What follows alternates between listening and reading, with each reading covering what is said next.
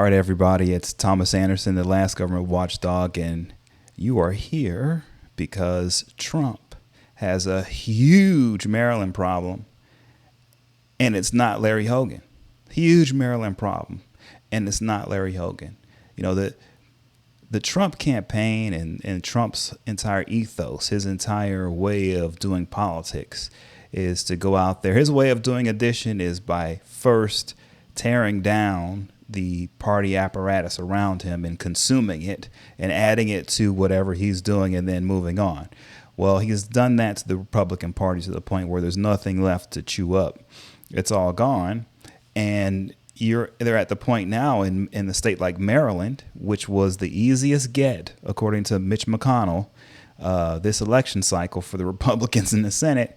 You have Maryland now in play because of Trump. It wouldn't even be in play. Maryland right now, if Trump were not running for president, Maryland would be in a position, the GOP, where they would probably easily win that Senate seat. If not easily, it would be really hard for the Democrats to win that seat, even though you look at it, they should easily win it. I mean, Biden won Maryland by huge margins, but they have a unique candidate in Larry Hogan, two-time governor. The GOP has an opportunity there, but they're quickly losing it because Trump's running for president. And it's causing an issue where not only are they going to lose Maryland, but this issue is exposing the bigger issues within the Trump campaign and why, like I've said before, I don't think they're going to have a very good November. I think they're going to have a horrible November because it's every man for himself right now in the Republican Party. And I just don't believe you win elections like that. Not national elections, not big elections. It's not every man for himself. You have to be a party. You have to be aligned with each other. You have to be arm in arm. You can't be fighting each other tooth and nail. I mean, it's ridiculous. So with that said, one of the ways that I think the Trump people are going to try to get back to party, and we'll get into the Maryland thing some more and why it's not Larry Hogan who's the problem there. And actually, it's not even Trump who's the problem. There's another problem in that state for Trump and for the GOP going forward. And if they're not careful, they could be hurt right now in this election and through another generation if they're not careful with what's going on in Maryland. With that said, in order for the Trump people to deal with their biggest issue going into November, which we'll touch on, they're going to have to pick a VP candidate who can who can actually be a solution to their problem that they have.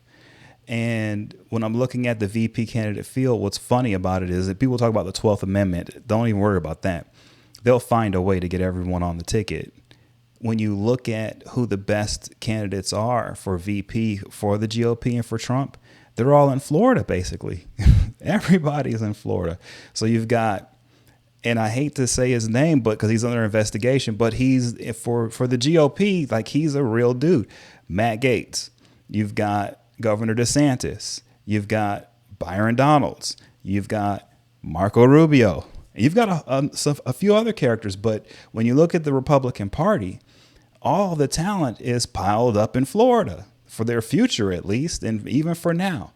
And so that's where I think the vice presidential candidate is going to come, is from Florida. I think Byron Donalds is making a huge push. I think he's got the inside track, believe it or not, because of his connections in the private world to some of the biggest backers in Trump world. So, you've got that there with Byron Donalds. His only issue, really, his biggest issue is there are other guys in the state who don't like him, who are also viewed as Trump world kind of guys. So he's got a little problem there, Byron. And because of that, I think that he won't be the pick, even though he has the inside track. The guy who's going to be the pick is probably going to be Marco Rubio, my opinion. And Marco will be the pick because Rubio is the guy who can do what the Trump team can't do right now. And that's bring the party together.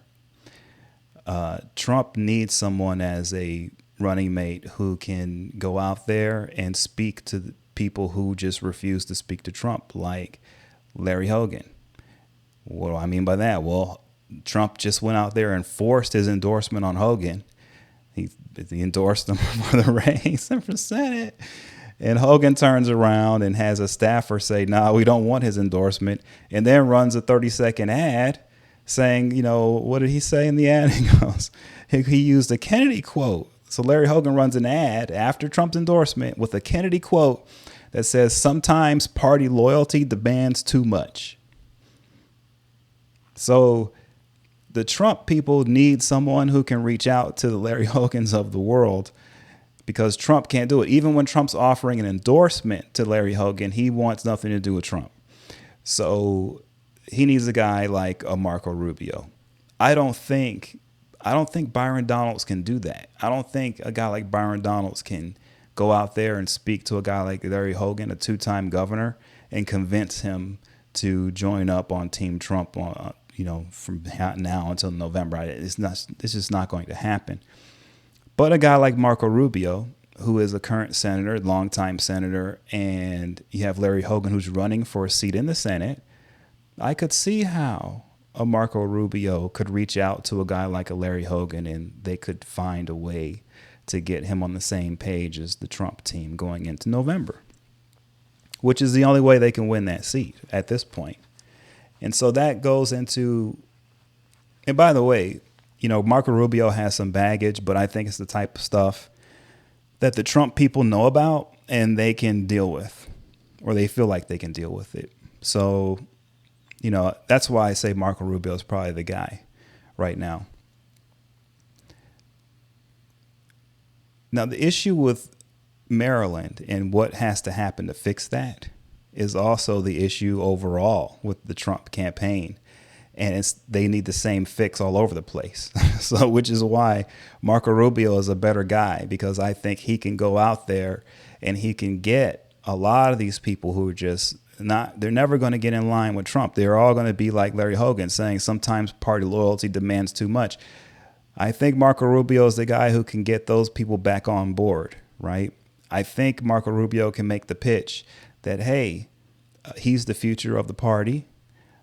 He's from the state of Florida, which is a key state to the future of the party going forward. And I think that alone, along with his history as a member in the Senate, and also as a former presidential candidate, I think when you combine it all, he can carry enough political weight there to get some of these people to get in line and to focus in on the election in November. So that's why I think he's going to be the pick. It's important that they get a guy like him to do that. Otherwise, they're in big trouble. And so like in a state like Maryland, what you have is this issue where Larry Hogan's not going to be the future of the Republican Party. He's 68 years old right now. If he wins in November at 6 years, he's going to be a senator. He could run for president in 4 years in 2028, but he'd be 72 years old. So he's not the future of the party. He's not even the future of that Senate seat. It looks like Maryland is a thing where the Republicans just kind of want to snag that, and then they'll lose it forever to the Democrats from here on out. But that's the one they think they can get real quick. And here's the problem with them attempting to do it, and especially with a guy like a Larry Hogan, who has his own machine and has his own connections politically. When they reach into a state like that, which is what they're going to do, and they're going to spend a lot of money there, the Democrats are going to be forced to defend. And when the Democrats defend, they're going to come with a 1-2 punch. I don't think the Republican Party and the Trump people are prepared for. And it's not the candidate who's running for office in the Senate there, Angela Alsobrooks, that's their biggest problem. Their biggest problem is the governor in Maryland. His name is Wes Moore. He's a future presidential candidate for the Democrats. He just pardoned 175,000 people with former marijuana convictions. That's a national move he did right there. He's already positioning himself in ways to use Maryland and what happens in Maryland and how much money the Republicans are going to bring there to try to take that seat. He's in a position to use that to become a national figure here. And if they're not careful, the Republicans, they could actually create the next president of the United States in 2028 here without even realizing it. That's the kind of candidate, that's the kind of politician this Wes Moore is. So here we are. Everyone's so greedy in politics these days. Everyone's thinking so short-sightedly that they see Maryland as, oh yeah, we can snag this because they've got this, woman who's a former attorney. She's just a county executive. We can snatch that seat. And if we get that, we'll have control of the Senate, and with Trump in office, we'll control who the next two Supreme Court justices are going to be. That sounds like is the plan, and it seems like it's a great plan on paper, and it seems like it's a great idea. But when you look at what they have to do in Maryland in order to make it happen, and you look at that governor there, and you look at he's doing things like pardoning 175,000 people that have marijuana convictions. Man, this guy, that's a national move. So the Republicans are running into a buzzsaw in Maryland, I believe. And they're running into that buzzsaw divided. And so there's a potential here where they get so shellacked in Maryland with a 1-2 punch of Governor Wes Moore and Senate candidate Angela Alsobrooks that it becomes almost a national storyline that creates its own momentum and its own environment that lives on its own there, because you've got some candidates there in Maryland that can do that, right? They actually have some national appeal to them. It's not like this is different in Maryland, okay? In a lot of these states, you can go into a state and you can snag a seat, and you're not going to have a governor who can get on television and hold an audience for an hour or two the way that the governor of Maryland can. They need to be very careful, the Republicans. They're about to shine a light on a state that they think is an easy get, but in actuality, it could be a grow lamp, and they could end up growing their biggest nemesis they've had in a few generations. I don't even think they realize it. And here's what makes it such a big issue, right? Because clearly the Trump people are going to make this race issue a big thing going into November. And if that's the case, well, you have this city called Baltimore that's in Maryland. You've got Freddie Gray. You've got some issues there, okay? That the way they play nationally will be pivotal for both parties. So let me give you an idea of what I'm saying. The Trump side, you can see through Byron Donalds, wants to pitch, this idea that they want to make America great again, and they want to take us back to Jim Crow times when, there were things that were happening then that were supposedly were better for the black family. And then they also want to grab a bunch of celebrity endorsements, rappers, social media influencers, and those guys are talking about PPP money and how Trump was handing out the cash. And then they want to go to black churches, and I guess they think they're going to get some influence through that. And so that's the Trump campaign's game plan with the African-American community in America. And they're going to play the race card, because you can see Byron Donalds playing it heavy. What they're going to face in Maryland, if they try that, are two black American candidates running, one a governor, the other one a county executive, but she's running for United States Senate. And they're both highly educated. She's an attorney. He's a Rhodes Scholar. They personify the total opposite of what the Trump campaign is claiming is blackness in America and what matters politically for black people. You've got on the Democrat side two highly educated black people who are touting education. They're touting community. They're touting political party. They're touting human rights. These are the things I'm just saying. You might want to disagree with it, but this is what they're pushing, right? And on the other side, you've got people pushing COVID relief cash, rap music. Some churches black churches where a bunch of white people were in them. Just, and then, Jim Crow stuff. Just, so that's what you're going to have in Maryland, right? And so you have to understand this. The Trump campaign and the Trump way of doing politics is really simple. They don't really care about the argument. The way they see it is they're going to drop their machine down on Maryland, and they're just going to attack the children of the candidate. So Angela Alsobrooks, she has a 19-year-old daughter. They're just going to attack her daughter. They're going to attack her personally, going after any boyfriend she used to have. They're going to go after all her staffers. They're going to try to basically destroy her life for a couple of months. And they're going to do whatever it takes. And between all the chaos and all the lies and everything, they go in and try to win an election. Like, that's the game plan.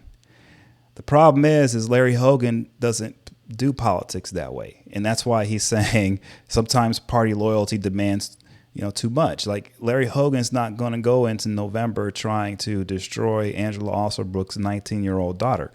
He's not doing that. Okay? He's not. And he's not going to support that. Right? So that's the problem you've got is you're going to have dirty tricksters in Maryland messing around with two Democrat black Americans here in Angela Alsobrooks and Wes Moore, who are serious candidates, who Wes Moore is a serious presidential candidate leading for the Democrats in the future here. And they're going to come in with the dirty tricks in the scurrilous games, thinking that that's going to win, with Larry Hogan having to disavow it all. And he's already saying up front, hey, man, I don't deal with you guys. So you're going to have that huge mess there. And they think that is what is going to have them winning in November. Well, that same huge mess that they're going to have in Maryland, they're going to be having all over the country, because on the Democrat side, the Democrats continue to push black Americans who are highly educated, who are pushing for human rights, women's rights, abortion rights. Like, this is what they're going to be pushing. Okay. And on the other side, you're going to have dirty tricks, going after people's kids, going after their private life.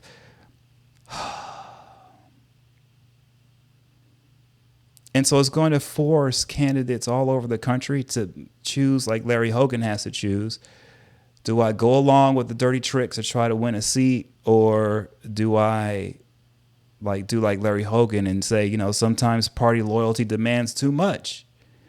And do I not do all that? Well, going into an election, if that's what your party's thinking about, and that's what you have candidates all over the country having to deal with, you're going to get slaughtered in November.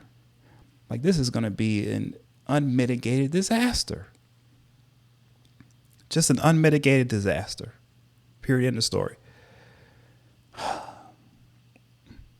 So, on the positive side, what America is going to be able to see is potentially a future president in Wes Moore. I've seen enough in the guy to see that, he's pretty impressive. They've tried to attack him on some stuff, and he doesn't, it's not that easy to attack the guy. Okay. Like, he's an impressive guy. And I think he's going to use all of the fuel that the Trump people are going to throw into Maryland to burn that fire. He's going to use it to his advantage. And I think it's going to turn him into a huge political monster that the Republicans are going to wish they never created. And that's what they're going to do, is create one. Going into that state, doing the types of things they do without the okay of their own candidate, Larry Hogan. He's already telling them, get out of here with that, right? But they're going to do it anyway, because the Trump people have no choice. The way their machine is designed, they have to do dirty tricks. They have to go after candidates' kids. They have to go after candidates personally. They don't have a choice. That's just what they have as far as operatives go.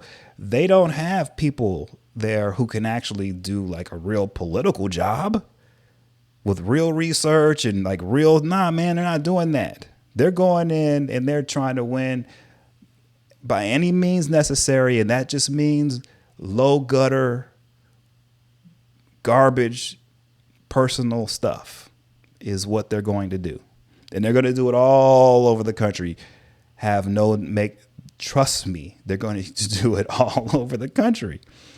And so here we are with the first real instance of a real candidate telling them no. And it's Larry Hogan with the "sometimes party loyalty demands too much." And that's a Kennedy quote. That's what these guys have to deal with. And on top of that, behind Larry Hogan is going to be two candidates here in Alsobrooks. And I say candidate in Wes Moore because I believe he's a future presidential candidate. He's going to use this time and opportunity as that. Make no mistakes about it. Have no doubts about it. He's going to do that. So they're going to have two candidates who are looking for themselves towards a bright political future in Maryland.